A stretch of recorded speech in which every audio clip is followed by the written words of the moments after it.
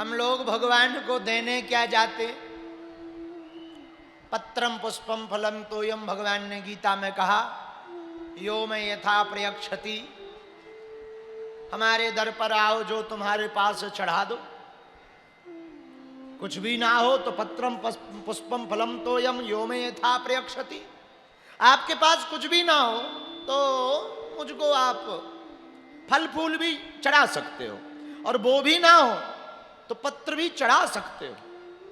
इतने में हमें प्रसन्नता है, ऐसा ठाकुर कह रहे, भगवान कह रहे गीता में। तो किसी ने कहा कि ठाकुर हमारे पास ये भी नहीं है, पत्ता ही नहीं है, अब क्या चढ़ाएं?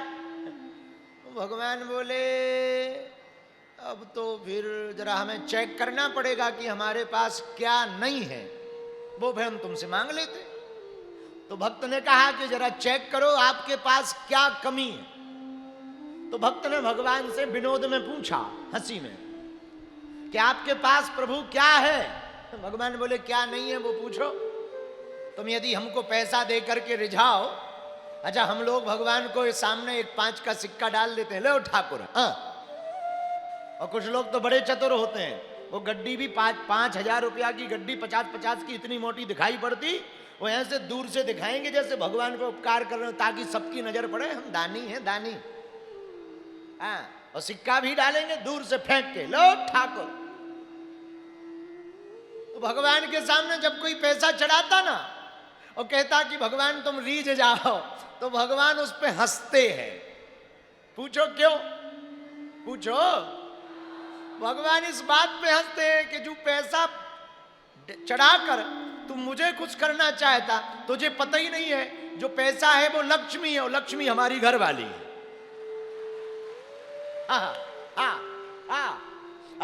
तो जब कोई लक्ष्मी भगवान को दिखाता है तो भगवान हंसते हैं कि भाई तू ठहर जा, जिस लक्ष्मी के पीछे तू पागल है वो हमारी अर्धांगिनी है, ये देखो चरण दबा रही है। भगवान ऐसा इशारा करते हैं। तो लक्ष्मी चढ़ाने वाले से भगवान खुश नहीं होते। अच्छा, तो मिठाई चढ़ा देते हैं तब तो भगवान खुश हो जाएंगे। घी की रबड़ी मालपुआ बनाते हैं, घी की मालपुआ बना देते हैं, थोड़ा लड्डू बना देते हैं, अब तो भगवान खुश हो जाएंगे। तो भगवान कहते हैं एक बात बताओ, घी किससे बना? बोले दही से। दही किससे बना? दूध से। और दूध कहां से आया? बोले गाय से। और बोले गाय किसने बनाई? बोले हमने। तो बोले अब हमारी बनाई हुई गाय का दूध का घी बनाकर हमको ही मिठाई चढ़ाओ तो क्या फायदा? लो ये भी फेल हो गया मिशन। अब क्या चढ़ाएं भगवान को? अब प्रसाद भी फेल हो गया, दक्षिणा भी फेल हो गई। अब रावण जैसा काम कर देते। रावण ने क्या चढ़ाया? रावण ने अपना सिर ही काट के चढ़ा दिया।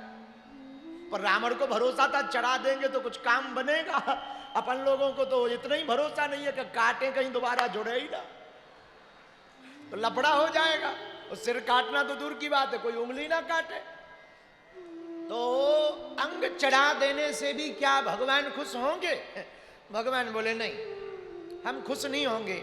रावण ने हमें सिर जरूर चढ़ाया, पर हमने उसको 10 गुना करके सिर को वापस किया कि तुमने हमको एक सिर चढ़ाया, हम तुमको वरदान देते हैं 10 सिर हो जाएं और तुमको दशानन कहा जाएगा। जाओ वापसी ले जाओ, अनंत गुना। अब फल में भी भगवान नहीं खुश हुए, दक्षिणा में भी भगवान नहीं खुश हो रहे, क्योंकि लक्ष्मी उनकी पत्नी है, और सिर भी चढ़ाने से भगवान रीझ नहीं रहे। अब ठाकुर जी हमको समझ नहीं आ रहा, आप ही बताओ प्रसन्न कैसे होगे? भगवान बोले देखो भाई, बाकी हमारे पास सब कुछ, एक चीज की कमी। क्या? बोले हमारे पास ना हमारा जो मन था वो चोरी हो गया। मन चोरी हो गया है। धन है हमारे पास, जीवन है, धन तो इतना है कि लक्ष्मी पत्नी है, जीवन है, बस एक कमी है। क्या? हमारा जो मन था वो चोरी हो गया। आपकी भी चोरी होती है? भगवान से पूछा भक्त ने, आप खुद इतने बड़े चोर हैं, क्या नहीं चुराए हो? चीर चुराए हो, क्षीर चुराए हो। चीर चुराया, क्षीर यानी दधी माखन। चीर चुराया, क्षीर चुराया, चित्त चुराया, गोपियों का चित्त भी तो चुराया।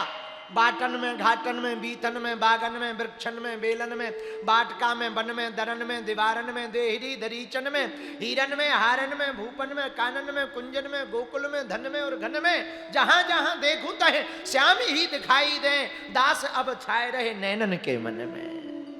है तो चित्त चुराया, चीर चुराया, क्षीर चुराया, अब आपकी भी चोरी हो गई। भगवान बोले हमारे जो भक्त है ना, वो हमारा मन चुरा करके ले जाते हैं, तो हमारे पास बाकी सब है, मन नहीं है। तो ठाकुर जी हम आपको क्या चढ़ा दे कि आप खुश हो जाओ? तो भगवान बोले भैया तुम्हें चढ़ाना ही है तो अपना सुंदर मन हमारे चरणों में चढ़ा दो, हम खुश हो जाएंगे।